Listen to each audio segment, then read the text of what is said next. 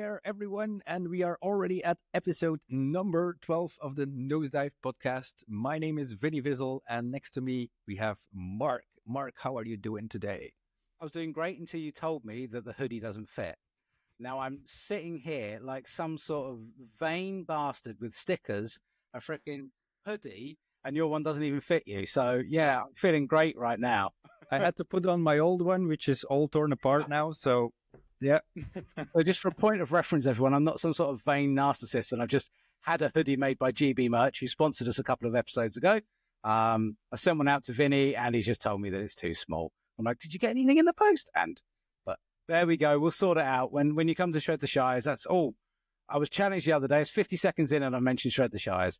When you come to Shred the Shires, I'll sort you out with a larger sized hoodie. Damn it.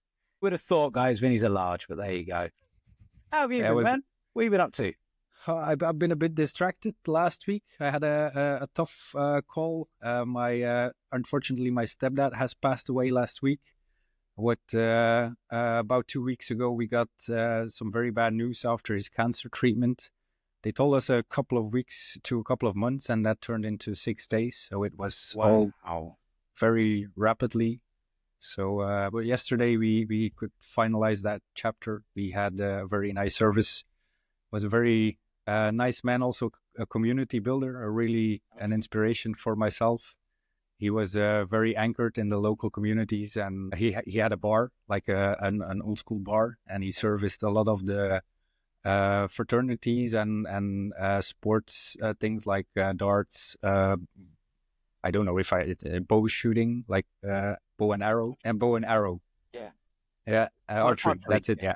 And football fans, everybody was very welcome, and I actually picked up a lot of things during his stay in my life about how to treat your community, and it was a wonderful man. So it's a pity that he had to go so soon, but he will definitely be cherished. Thank you for sharing that, man. It's hard, and it just goes to show that everyone should be part of that community. We're all always talking about community and Onewheeling and stuff like that, and it brings so many people together. And whether you do sports or run a bar, community is in the heart of absolutely everything. And I think what you just said is a beautiful thing for your stepdad. And my condolences. I've already sent those messages to you last week, but again here on the podcast, my condolences to you. Difficult to pick up from that, but it's been spring. Has it been warm in Belgium at least? No. How's the hips? That's what I want to know. I haven't asked you about this because I wanted to ask you on the podcast because you were going to get realigned and shit. How's that working out for you? So I finally got the results of the scan, and it's just it's not the herniated disc that I used to have, which I was worried about. It's just getting old. Yeah, and because of the accident this summer, I've been with a broken rib, for the people who don't know, or 2 broken ribs.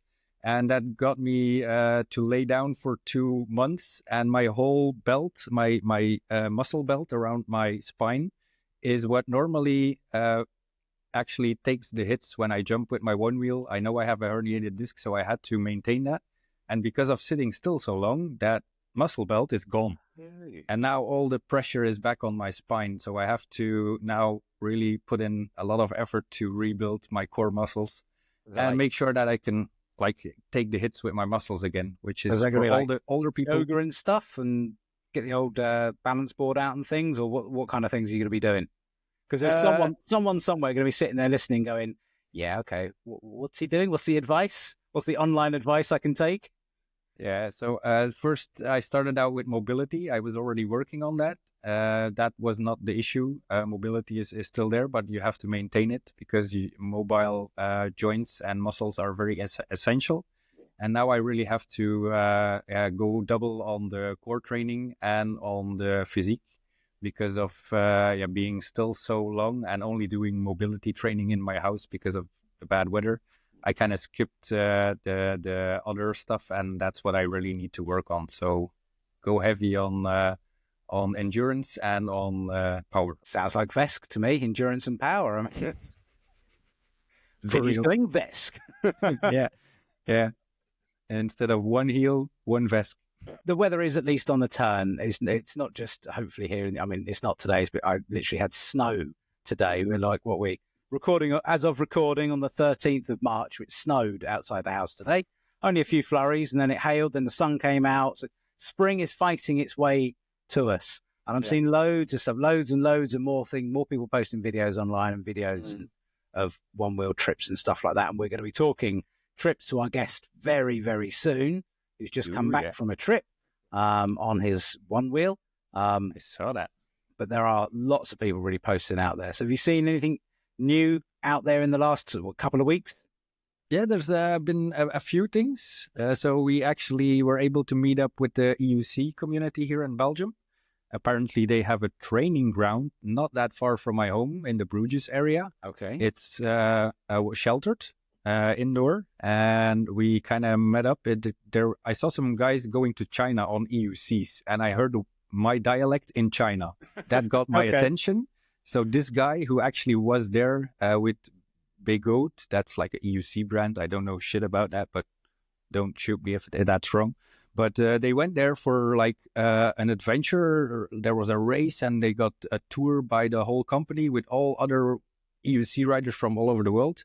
And I picked up my dialect there in China, and I was like, curious, what is he doing there? And we got talking, and apparently this dude is living not that far from our home, and he has like access to a big old factory, and it's just an empty hall.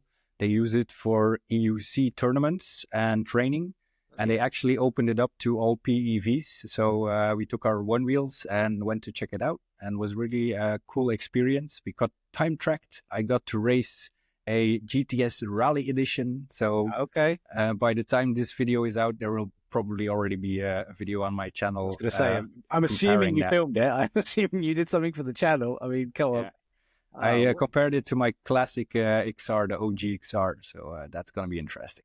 On the EUL side, the EUL finals video has dropped a couple of weeks ago. Hugo did an amazing job in building a very cool story about how the finals came about and like the story of the racers inside the race. It was, it turned out there was cool. part of it that was the narration was a bit off, if I'm honest with you. I mean, they could have used someone else with a far more eloquent voice in English. But you know what? We could just use some Belgium guy if you want. So.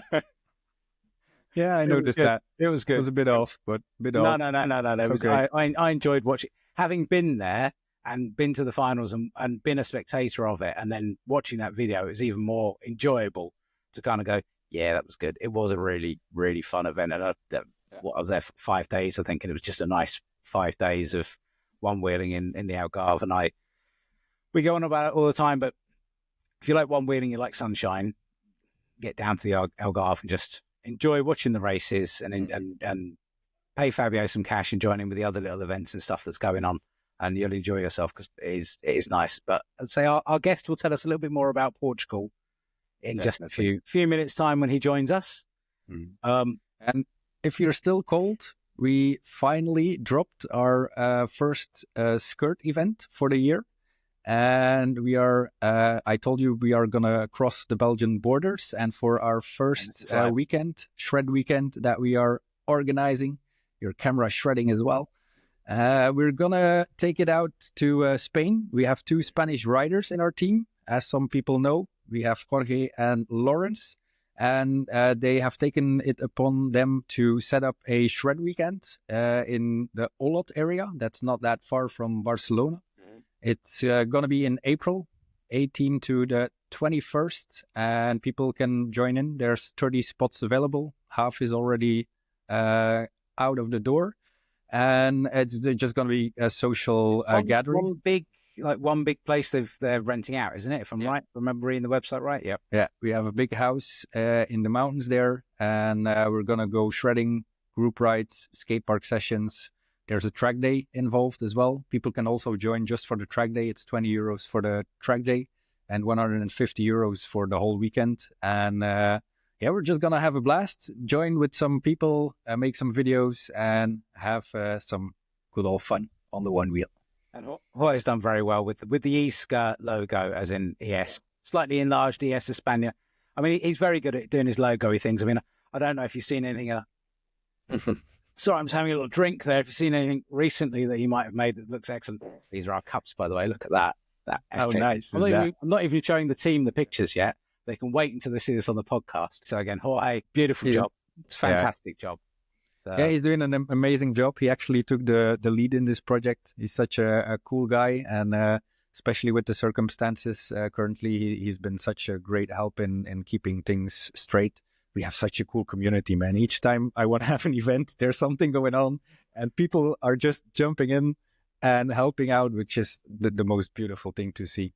So everyone should just keep their eyes out, and if there's a little ride going on, just join it, or there's a big holiday going on like ESkrrrt, jump on that bandwagon. We are also welcoming some guests, the TFL boys, TFL Europe crew. Some of them are joining.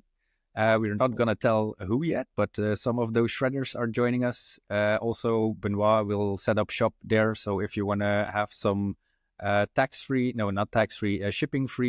merch from TFL, then... Yeah, don't start taking away that tax. Benoit will have a breakdown. Otherwise, he will have a breakdown. Benoit is from Float Europe, and Float Europe is one of the sponsors of our cup. Thank you very much. Yes. So he will be there with a little shop. Custom Wheel will be there, so if you have any issues with that VESC board, he will be there to cover you and to help you out with any shenanigans. So that's going to be really cool. That sounds like a really nice, an excellent setup event as well. So yeah, really looking forward to that. Hopefully we'll get some good weather, because April is still a bit sketchy here in Belgium. Although we have been treated with a lot of good days. We've even hit 18 degrees last week, so we had a sudden peak. But spring, as I said earlier, is on its way. There's loads of rides happening. We recently went to a little place called Colville in the UK, which is, as you can imagine, Colville, old coal mines. And there's a series of very short mountain bike tracks. A local mountain boarding company, Trampa, everyone knows Trampa, mountain boards, they came along and they just guided us one wheels and mountain boards around the tracks. It was great. It was a wicked weekend. I actually got to meet, I got to meet almost an old hero, so to speak, Ted from Trampa Boards, who developed Trampa Boards. We were both in the kiting scene like 20 years ago. So for about 20 minutes or so, Ted and I were just stood by the side of the track talking about all the adventures in France that we all went to, and different festivals and things, flying great big power kites and mountain boards and stuff. But I'd never actually, well, I probably had actually, but I don't remember having a conversation with Ted. So it was really nice to have a little chat with Ted from Trampa Boards, and just sort of just feeding back the memories of when I used to be able to bounce when I fell off of things. Now I just sort of lay on the floor for a little bit and groan about the pain, hence the little nosedive video that I also might have caused while we were at Colville, racing in between a few people. If you haven't seen it, check it out on the Instagram, ladies and gents. You can have a laugh at my expense, where I literally go in between Kate and Shan and just slide it in the mud. There's still mud on my jacket, actually, saying that. There's still mud on my jacket. On the last thread with the EUC guys on the little racetrack that we had, I also tried to stay in front of the VESC machines with my stock XR. How did that go? I will live up to the name of the podcast for sure, but I'm not going to spill any beans on the outcome. Excellent. Right, we are waiting for our guest. I think his chair kind of broke down in Portugal. Absolutely. So I think his ride is a bit delayed because of that. Okay. And in the meantime, I want to highlight a new YouTube channel that I noticed out there. Okay. It's a dude. He calls himself Bigfoot. I don't even know his actual name. And the channel is called Rubber Rush. He used to make videos in, I think he's a Slovak dude. So I don't know, is that Slovakian? Something like that. But he used to make videos in that language, which I didn't understand shit from. But now he started making some English videos, and it's a really cool dude. He's also been working on a website, which is called rubberrush.com. And it seems to be like a map, which is mapping out rides, maybe riders as well. I haven't looked into it in detail, but it looks very nice. And it's like an overview of features and people, and you can connect via the app. And there's nice. A few of those out there at the moment, like almost jostling for position. I know there's some guys in France who put together a bit of a map So I'm interested to see if they're using the same tech or if there's some way they can mold these together so that they can work together. There is saying apps. There is a new app out. I saw yesterday. Did it come out from the Float Life? Their VESC app. Yeah, man. That Nico's dropped. Obviously, I know nothing more than that. Well, I watched the video and I was like, an idiot's way of setting up a VESC. Hello, speaking my language. It's not the holy grail yet, but it's a very good start. So it's not a tool that will help you out in just popping up everything on your VESC. It's not currently not calibrating the EMU, and it's not actually do settings in there. It's more like a motor setup. So first thing you have to do if you have a VESC is to configure the motor. And the cool thing about it in the app, I already downloaded it, and you can actually just go through a selection menu, like what kind of battery do you have, what kind of controller do you have, and you just give in the stats, and it then automatically picks the right configuration for your motor, which is very helpful. They're planning to have the EMU configuration in there as well, and it looks very hopeful for the future for making it a lot more user-friendly for noobs like you and me on VESC. I guess because it's the Float Life are doing it, it's going to be something they're going to continue to want to invest into because it's an advertising element. I know that the app is paid for as well. It's a nice little thing for them to bring to the community because there is a lot of that anxiety over what VESC is. And as we said when we had Hannes on, that when he looked for it, way back when, there was no information. And now when you search it, there's all the information and all the opinions and all the install videos. And one person will say one thing slightly differently to the next, but they'll both be saying the same thing, but it won't make any sense and it'll just get even more confusing. So I'm excited to see how well that works because I might go down that route very soon. Interesting. Might do, yes. We also have some ADVs dropping everywhere. Some are very hot. Very hot machines. Tony had some issues with apparently the board turning on by itself. Some people think it's like static electricity that would turn it on, and they got a depleted Onewheel in the box when it arrives, and then it's obviously very dangerous to start charging that board. Some people did, and there were some accidents out there. So, but Tony, as always, service is the number one priority there, obviously, and he's putting in a lot of effort in servicing those people. But it's weird how the first versions of those, that didn't happen, and the second version it has. So there's been clearly some changes in there somewhere where that has caused this catastrophic, let's use that word, issue. But I think he's rectifying that pretty damn quick.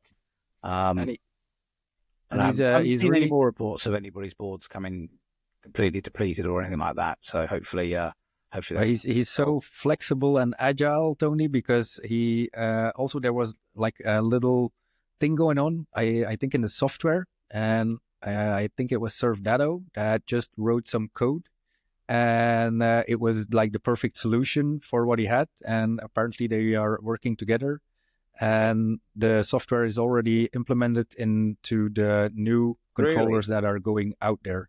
And he's willing to ship new controllers to anybody who has the old configuration in there. So, yeah, it's really his service level is off the charts. Absolutely, God, man.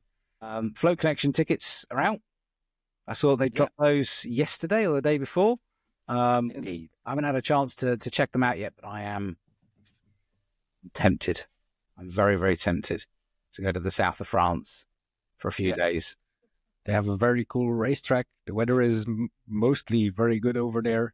Don't jinx it, man. You're jinxing it now. No, it's going to be bad weather all the way. Yeah. Keep looking at the screen. I don't know where Lars is. So finally, we have the man in the house. Finally. I mean, I will edit it took a while. All of that out, but ladies and gentlemen, and members of the jury, we have had our first in 12 episodes technical difficulties. Even when we had the Christmas episode and we had like 8 people on or whatever, doesn't matter. It's working. He's now. here. That's the main He's thing. here. Lars, I love the T-shirt. This was Thank not you. planned in any way, shape, or form, Vinnie. Lars sent me a while ago, oh, you should get some of these T-shirts made. And then he goes and gets the damn thing made. I love this bloody community. Well, I have to brag about being on your show, of course. How cool is that? Well, hang on a minute. Lars is our first double guest. Double guest, yeah.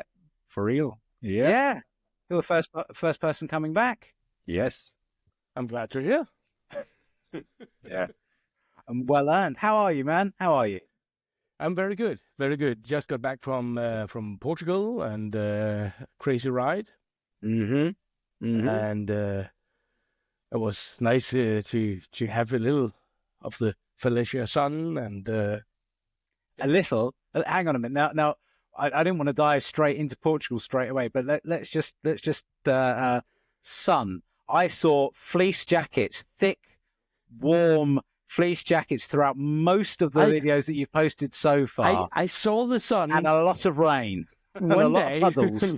There were a lot of rain and a lot of puddles. That's right. But you went back to the as you described it, and rightly so, to the one-wheel mecca of Fabio's supermarket. Exactly. We did. Did you get the little cakes that I never remember the name of? Of course. Sorry, Fabio, I can't remember. I'll put a nice picture up now. Whatever they're called, the Portuguese, don't know, like a egg cake type thing, custard. Yes, thing, aren't they? Panna something. Yeah, something or other. Yeah, I usually point at them and say, I have it on the tip of my tongue and it's not coming. I wish I did. Yeah. So let's backtrack a little bit. I'm trying to get quicker at doing this bit. Lars, introduce yourself. All right.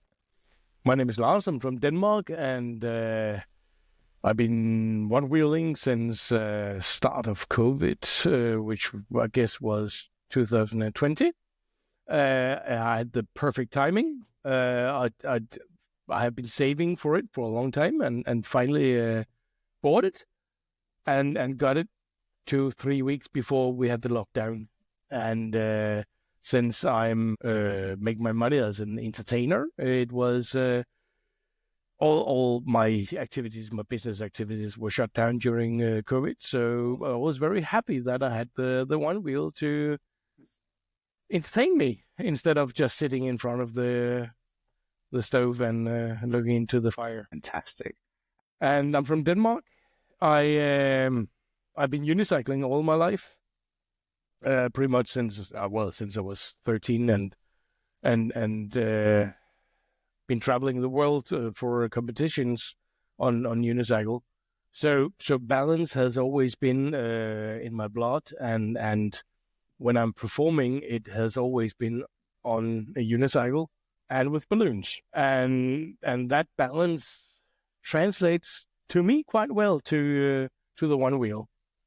And especially when I'm on the chair, because there I have the balance in my hips, and that's total like a unicycle. And I haven't seen any of your videos from Portugal where you're actually standing on your one wheel.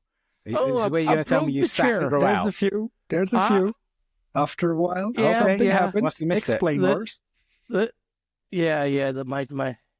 dear friend, my chair died. Oh, I saw the rip in the jeans, and I saw the pointing to the bolt, but I didn't realize the chair died. Yeah. That was not where I got the rip in my jeans. That was just a fall, and I I exchanged the screws because they broke in Portugal in the fall, and I put a too long screw into it, and that ripped my trousers and my leg. But a bit later on the trip, I went over a curb down a hill, and the chair just collapsed. One of the poles simply broke. I mean, to be fair to the Maxend chairs, they're not, although they fit the one wheel and they are fit for purpose, they're not necessarily used quite as much as you have used them for doing the mileage. I mean, your chairs have probably done more miles than most people's one wheels have done. Well, it was a fairly new chair. I got it this summer. So, I mean... Oh, yeah, but to you, that's like 600 miles. At least. Maybe. But Max is very gracious and did offer to replace it for me. So I'm getting a new one. Service. I'm very happy about that. Well, I mean, you're basically an advert for sitting on a chair on a one wheel. Let's face it, with your little backpack underneath the chair and all the rest of it. That was it. I saw a video on somebody riding a chair in the US, and they had a backpack or a pack underneath the chair, and said, "There's an option," because I really hate riding with a backpack on. I love the freedom of mobility, and if I'm sitting, it will be really horrible with a backpack on. So I thought, why not find a small backpack that will fit under? And the Swedish Fjällräven backpack fits perfectly under. Nice. So I had my daughter sew some straps onto it, and it just clicked right onto to the chair, and it was perfect. I should travel very light to have everything fit in the backpack, but it worked for 10 days. And that's it. Yeah, you went. So we're only up to, we released like day 7, I think, on the videos, if I'm right, day 7 or day 8. So we got a couple more days of videos still to come yet. Day 8 came up yesterday, I think, and I've just, or maybe that's the one that's missing. That's just rainy footage and not very interesting. So it was 10 days, but 2 travel days, I guess, in the end. And they always take a bit of time to get from couple A of to collections B. for new borrowed one wheels and things like that. What happened? What happened to the GT? Because let me start with the plan. When I watched the video, and I'm watching the video, and as soon as I think it was like day 1 or whatever it is, and I was watching the guy, all of you riding along like the decking by the boats, and my immediate thought was, "Oh fuck, no! I'd get up and I'd carry that, no matter how far. Too much hazard fixation on that water." And the next thing was, GC ended up in the water. What happened? Yeah, we were 4 guys from Denmark traveling to Portugal, to Lisbon, and the plan was to ride down the coast to where Quite literally into the coast. Very literally, yeah, but to where the tour ends, and then taking the tour backwards, and then actually going into Spain as well. So it was about 700 kilometers. The plan was, and then the 3 of us, we were aware that we probably wouldn't ride all of it because battery and timing and all that. But there was one guy, he rides a lot. He is the guy in Denmark with most kilometers. I think he had ridden more than 40,000 kilometers. So he was very experienced. We just left, we slept on the houseboat, and we sent our boards to a shop there, and the 2 guys came there first and collected them, and the other 2 of us came later, and we met there. So that morning, the tour started. And we rode out the house, and he had to hand in the keys, and we rode up the ramp. And when he got up from handing in the keys, he got on his GT, and somehow it tilted, nosedived right in didn't start, and it flipped over and into the water. Oh, unfortunately. So he had ridden 10 meters or 20 meters on the tour, on the 700-kilometer tour, and he threw his board in the water. He was very fast to grab it and pull it up and check it, and probably never moved faster in his life. Probably not. Jeez. But yeah, it just I'm laughing in pain. I'm not amused. And the 3 of us, we were just standing looking, what's happening? But he rode on, and things worked. But we decided, well, we better find somewhere to take it apart and look at it. We'll see. So we found a bike shop that sent us onto a tuk-tuk shop, and it was a tuk-tuk repair shop, actually, and he was very kind and helped us with all tools, and we took the motor apart and dried it inside and had a blow dryer on it for hours and took everything apart. And it was clean and dry, and we put it together and we went off, and it worked. We went up a mountain and down a mountain, and had ridden about 30 kilometers and was charging at lunch, and afterwards it wouldn't stop. Bummer, man. That's about after putting all the work in to get it back on track, drying it out. It was a hole sensor failure or the motor cable. We don't really know. Yeah, I guess you can't get into that. If it leaks into really the pins, you can't dry that thoroughly. out, can you? No, the blink error was the hole sensor, but yeah. So we jumped in a taxi and or maybe it was it was a bus, and we went all the way to Fallescia straight away. Also because the weather was not the best sunny weather of Portugal. You did start in the south, and we did. We started in Lisbon, and the plan was to go south, and that's about 200-300 kilometers. But Fabio had a board we could borrow, and that was also a GT, and very good because that was what he was used to riding most of the times. So we came there and said we'll stay in Fallescia for 3 days and ride with people and have fun and enjoy the beach. And the moment he gets on the new GT from Fabio and we ride to the supermarket and up the hill and we've been riding 500 meters, it's not doing the same hole sensor problem issue feeling vibe. So he was named the GT Killer. 100%. Actually, he was that before 100%. that. But so luckily, Philippe has his workshop and is very good at fixing one wheels. And so we called Philippe and we could go there and take them both apart and try to fix them. And we did that while it was raining cats and dogs. So it was good timing. And we thought we got the first GT fixed enough, and the second one was the motor cable and not something that GT Killer had done. Not his fault. Not his fault this time. Not his fault. No. He only puts one line on the side of his helmet, not two. Yeah. But his GT didn't last. So he borrowed a pint from Fabio. And I mean, to be fair, let's elephant in the room. That's like the board of shame at this point, isn't it? Really, it's not like stock XR just with absolutely nothing. It's just, but it is. Actually, well, it's a Pine X.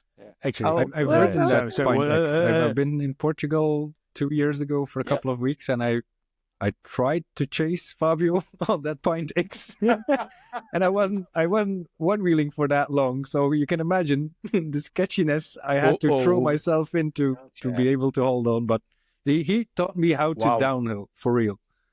Yeah. So we borrowed that Pint X the rest of the tour, and that worked very well. We had some great rides. He couldn't ride that fast and far, but that's the punishment for throwing your wheel in the harbor. And we did not ride 700 kilometers, but we had a great trip. We had some great rides. That's the main thing, isn't it? That is the main thing. That was why we went. Architecture and stuff. I mean, we were saying earlier, before you came on, I went to Portugal and I saw the beach, saw a few of the streets, but I haven't explored Portugal at all. Seen the airport. Seen Fabio's supermarket, seen Sun Pine Villas, or wherever it was that I stayed, and that was it.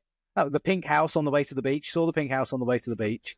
But watching your videos, seeing all the architecture and stuff, it's beautiful. It's beautiful to see. And just the thought of being able to ride in those places as well without the fear of Johnny Law coming along and trying to snatch your board away that would happen in the UK. Must have been a real treat. It's a fantastic way of seeing a city, to explore a city, to be on your one wheel. You get different places than you wouldn't get otherwise. It's a perfect tool to explore. Yeah, it is. So speaking about riding in Denmark, the Danish Onewheel Games. Let's talk about it. Let's talk about how are we looking? Are we excited yet? Are we anxious yet? We're very excited. We are still far away, but we have our election for the committee who runs it on Monday.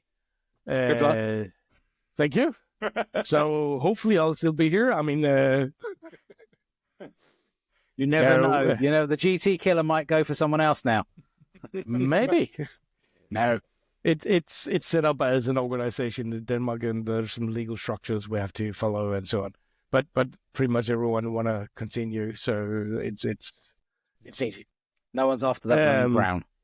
We are a quite small event. I had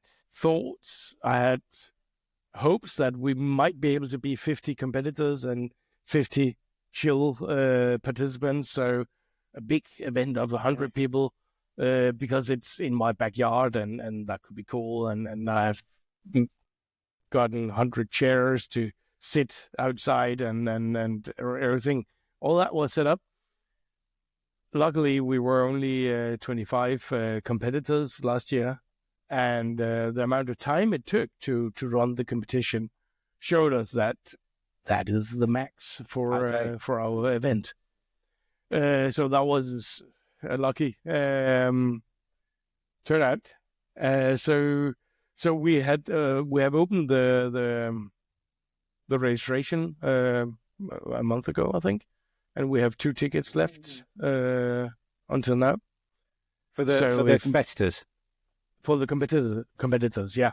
There's not many chill tickets or non-competitors booked, but there we have no real limitations. So fantastic. So if you know anyone who is keen on testing the sense of balance on the crazy Danish obstacles, can you elaborate a little bit more about the concept, because it's crazy Danish? It's not the that usual race concept that we know. No, it's true.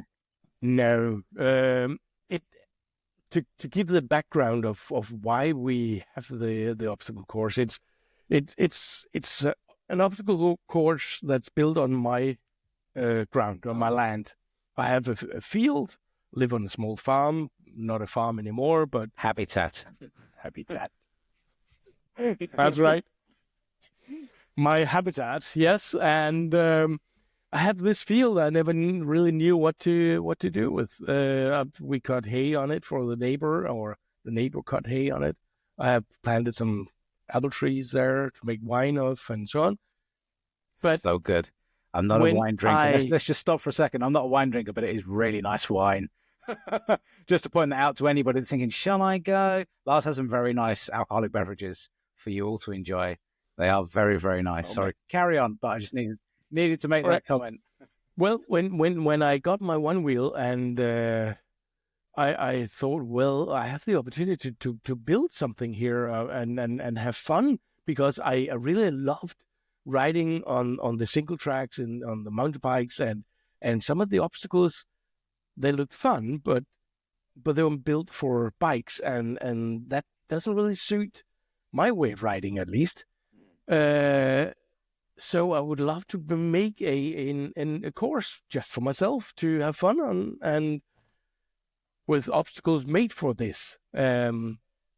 So I started, and then I invited some of the other guys who ride around here and say, hey, come and help me. We're gonna build this thing.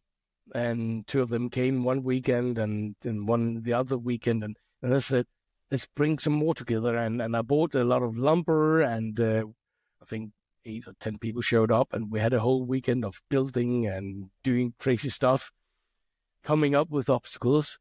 And then somebody said, well, we should make a championship on this. Sure, why not? Let's do it.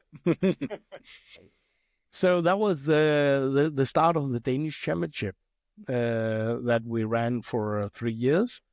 And every year we meet up 2 weeks before the event, and clear the track and build a couple of new obstacles. So it's hopefully a new skill that's needed.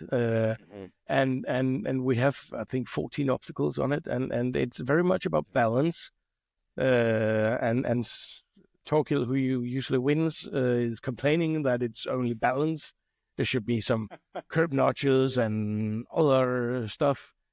And I think a guy likes hitting his head. That's all I say. He likes, you know, having watched him tumble down the hill in Portugal and get up with basically a crack in his helmet, eyes and spinning, keep riding. going, I want to keep going. Where's my ball?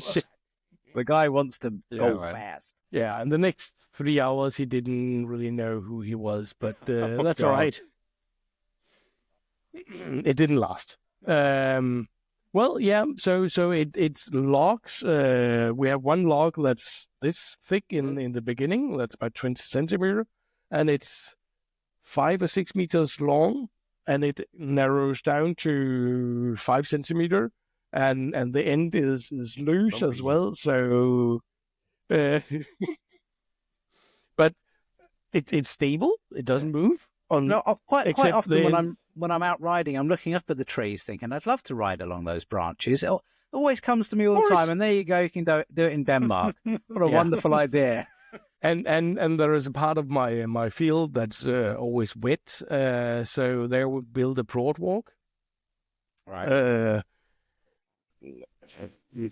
Path with... boardwalk, yeah. All right, a broad walk. And... how you have to go under a tree where I saw that in the videos. It's a tricky tree that you have there. It is, and that's not an obstacle. It's just there. Habitat. Yeah. Yes. And then you have to go backwards and forwards again, and tall, very tall, very skinny. And it has a corner in it. That's the tricky part. Like the skinny, it's not a straight skinny. Oh, yeah. The very skinny one is straight for 3 meters, and then it turns almost 90 degrees before you get into the broad walk. That seems like a very tough one if you're like in race mode and you have a bit of pressure, and that can throw you off so easily on those. I assume that the track is timed. Is there like penalties for not completing or falling off, or how does the scoring or timing work? The way our competition works is you run on your time. You have a riding time, and then for every obstacle you complete, you get deducted some seconds or a bonus time. So you end up with a negative time. Okay. So the guy with or the girl with the most negative time wins the race. So you can actually skip all the obstacles and go really fast. Yes. And hope to be in front of the others then? You could, but again, the winner will have a negative time, so you need to ride very, very fast. Yeah. If you don't do anything, you end up with a negative time. Interesting. It's a whole new way of looking at things. What inspired you to get to that approach? It is, unicycling. Okay. I've been building up the sport in Denmark. It's 30 years ago. But we made the Danish nationals, and we made it develop many competitions, and so it was looking for a creative way of getting a timing bonus into it without having an obstacle where you could do it or have a penalty of not doing by going a long way around, because the long way around takes a lot of space, and we don't have that much space on my field. So, giving a bonus on completing something was better, and the it should just be bonus enough that you really want to complete it. Yeah, interesting, very interesting. It looks so complicated and fun at the same time. Do the competitors get a practice loop at all? Do they get a few chances beforehand? Oh yeah.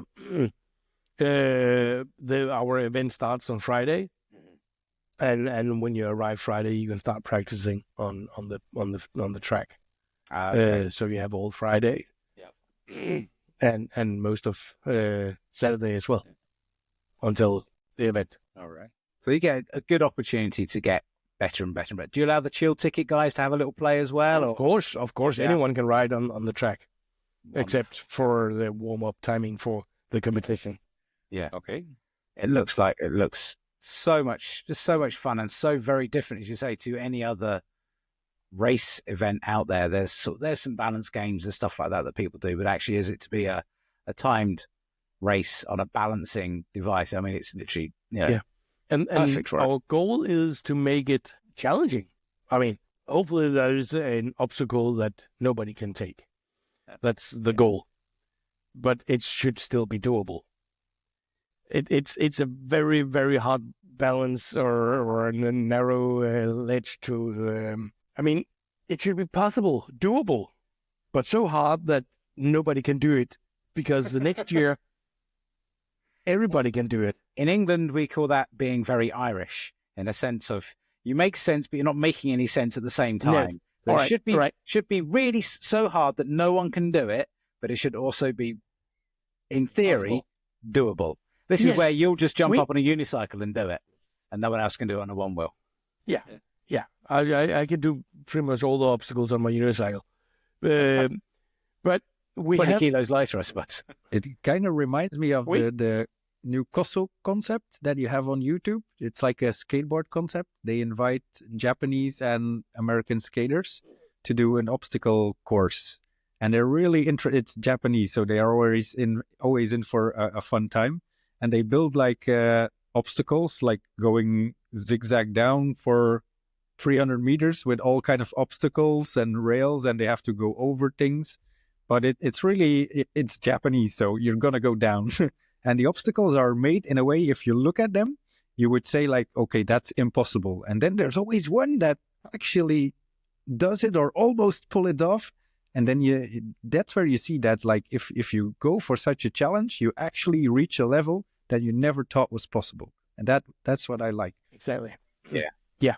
And we have that. We have an example with one of the first obstacles. It's a log where there's a drop on the end where you land on a slope, and the drop afterwards is maybe 40 centimeters, so it's not big, but in the first year I was the only one who tried to take that obstacle. And I got it in the one attempt, not the other, but I was the only one. And the next year, everybody did it because it was unlocked. I had shown it's possible. Yeah.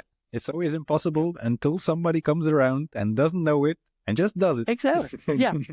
And some of the things when we build them, I say, no, this is not possible. But then people do it.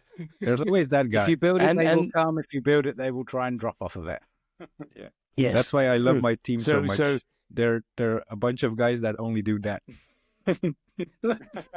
That's it. You have to constantly be pushing those boundaries to see where not only the sport goes, but yourself as an individual when you're riding the board and things like that. You in riding in a group, you do get that element of, can we do it? Can we try it? You have that element of safety. And then if you bring that into a competition like yours, Lars, you've got everyone around you going, go on, you can try it.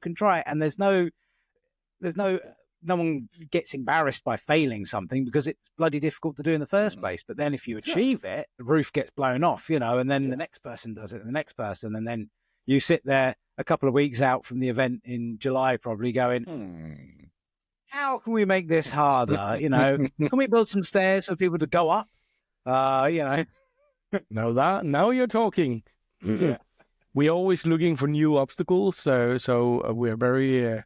I am very open to receive input on crazy obstacles. You see, funny obstacles, because we try to make it as diverse as possible. As I said, much of it is about balance, because it's a lot about control of your board. But we also want to make it as the obstacles as different as possible, to empower different skill sets. Yeah, that's cool. Then you are. But there's not really anywhere where you can go fast on our track. So we used to say that you can win on a GT or a pint. Doesn't matter. Now it's a VESC or a pint actually. And last year, Benoit came second on his VESC. On the stock. No, his XR, stock XR. Okay. It is true. It is about control of your board, not about speed. That's interesting. So are there additional things? Do you do like social rides, events, games, things like that outside of the racing element? Oh yeah. We have of course a chair race. Of course. Really? Yeah. No one rides on a chair. And we do a lot of games. We called it Gladiator in Denmark. Some called it Rumble. Some people heard I like that. So and we do all the games as well. And dancing in fires. And we have the bonfire at night. And I usually make some quite big bonfires. And we do a social ride Sunday to the beach. I live very near the beach. Well, pretty much all of Denmark is near the beach. So, fair point. Fair point. It's only 6 kilometers to the beach here, and we do a good group ride there to ice cream place. And if the weather is now you're talking. Hang on a minute. Right, with us, ice you cream. can go swimming. Hello. And I still remember from last year. I could not join you guys because of my injury. I booked my ticket though, but I could not join. Yeah. And I still remember the message from Ghost. He suddenly sent me a picture of, I think it was him or you in the fire standing on a pallet. Like, this dude is crazy. You gotta be here. So cool. Really, it looks like such a blast there. And you were even like riding through your house in like a little crate race. No. No, we are not allowed to ride in the house. It was a weekend before, sometime in the winter. We had a whiskey and one wheel evening. Three guys. Interesting combo. Saw a movie about a whiskey and then tasted some whiskey and rode our one wheel. And we had a chair, all three of us. We just got them and had to test it. So I have a house where it's kind of a circle. You can go around, and we'd made a race going around there many times. I think it was the whiskey that did it. That was fun. Looks like fun. But at the One Wheel Games, there's no riding indoors. Okay, Nope. But then they rode through a garage somewhere. I saw some. Oh yeah. There's a There's a challenge called when more than one. Where do you have the house and you can drive through it with the car? I don't know what's that. The Arch of Balloons. Yeah, but that one. Yes. Come on, we've been good. We've mentioned balloons maybe 5 times. I mean, I haven't even got onto how many pictures there are of you on the internet in bright orange pants with a balloon on your head, but there's a lot. There's a lot. If you Google Lars, ladies and gentlemen, just put Lars Balloon Man Denmark basically into Google. I would suggest probably don't do it at work. Maybe do it from your home laptop, but there's a lot of pictures of there's a few videos, some very interesting videos as well, of Lars climbing inside balloons and outside of balloons, and very freakish stuff. Can you still do it? If you could do it, could you still do it now? I know you did it a long time ago, sure. Not a long time Sure. ago, but Yeah. no problem. No, I mean now. No, I mean if you got one like to hand. No, God, I bet you bloody do as well. He's always prepared. This man comes always prepared. Always. It's going to be good. It is in. Let me get everything up now because I've lost the website. It's in August. Let me mention the date: 15th to the 17th. Yes. Of August. Of August. Yeah, let's get the month in there as well. And it does look like it's going to be fun. Lars, we're going to wrap it up there because it's been a long night now. Danish Onewheel Games sounds absolutely fantastic. It is a highlight to watch, and in my brain, I'm like, I'm going to go here, I'm going to go there, I'm going to go to all these places. Then I suddenly look at my bank account and I'm like, no, you won't. You won't go to any of these places. But Nick has offered to take my board to Denmark, and then I could fly to Denmark, you see. Yeah. So, yeah. Actually, there's so many from the UK signed up already. So It's Okay, it's The really UK good. represents everywhere. Yeah, We have a small and, community, but we like to ride bloody everywhere. So I think and let me say that either not for you UK guys, but everybody else can ship their boards to me. I have a business location on my premises, so I can easily receive boards here. UPS won't ship from the UK, so it's not easy. Or if you want to come without board, and we have plenty you can borrow and ride on, so it shouldn't be a problem. excellent. Stop tempting me. Stop tempting me. My bank manager will not allow I'll it keep to tempting you. Don't worry. Lars, it's been brilliant having you along. Thank you for posting up all your videos from Portugal. Hope the GT Killer does not kill any more GTs. I hope he gets his GT fixed. Is he getting it fixed? I know there's me wrapping up. Is he getting it fixed though? Well, he sent me a video yesterday where he just received his board from Portugal and was riding through the water on the streets. So it was working. Wrong type of water. Clearly, it's the Portuguese water. It's not good. Not good for the wheel. All the salt in it. Not Portuguese, not salt water for sure. Or salt grinder, as you called it on the But video. I'm really happy that I now can wear my T-shirt with pride, mate. Yeah. I can feel Gary from GB Merchandise already hassling me to Now produce now those. you have to start putting bars because it's already the second one, so you have to have some bars there. And like after a while, you will be the Nosedive sergeant. Excellent. Cheers. Thank you very much for coming along, Lars. It's been an absolute pleasure. Always a pleasure. So thankful for this delightful talk. I really needed this. So thank you guys. Thank you. Cheers. So that about wraps it up with our clownish, Larsy, loving dude. I really love it. We didn't call him a clown once. No. We didn't call him a clown once. But he does have some clownish properties that always seem to entertain you. It's such a treat always being with Lars. You'll never be bored a minute. As I said, it's been an absolute pleasure chatting to Lars again. We've tried this. We had to cancel twice, I think, already with Lars. Sickness and recording clashes and stuff like that, but we got it in the bag and it was as good as I had hoped it to be. So again, thank you for coming on, Lars. And I am genuinely actually shocked and pleased that the GT Killers board is running. I've been thinking about that for like 2 weeks since I saw the first video from Portugal. Yeah. That's where you see Lars has really been working on his video skills. And he really knows how to build up a story now. And that's cool. If you haven't seen it, check out Lars's social media. You will see like small videos of the 8 days. And he really sums it up well and builds up. And that's something that I've seen really progressing throughout the time that I've known him. So really cool to see. Excellent. Good stuff. It is. Yes, man. I don't know if you're just waking up or going to bed, but for us, it's late in the night. So if you want to support the channel, you know the deal. Give it a thumbs up.